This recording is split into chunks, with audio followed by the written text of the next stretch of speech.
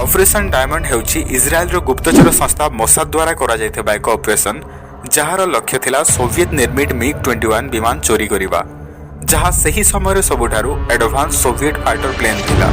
Russia ठारो एही विमान क्रय करी इजिप्ट सीरिया एवं इराकी वायुसेना इजराइल रो क्षति साधन करुथिले। प्रथम थर पय मोसाद द्वारा पठा जायथिबा थॉमस नामक व्यक्ति को 1962 मसीहार MiG-21 विमान चोरी अपराध रे फांसी दिया जायथिला।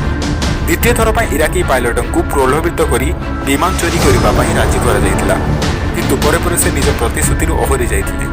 1964 मसीह मोसाद पुनर्बार इराकर ख्रीष्टियान पायलट मुनीर रेडफांक सह कथबार्ता करथिले। मुनीर इराक वायुसेना पायलट थिले किंतु से जो ख्रीष्टियान होइतिबारु ताकू ठीक समय पदोन्नति दिया जाय नथिला। सेतिमाय चाकरी रे आउद्य मन लागु नथिला। से देश मध्य छाड़िबा पई चाहथिले। मुनीर यूरोप रे इस्राएल अधिकारी सह बैठक करी योजना संबंध में बुझिथिले।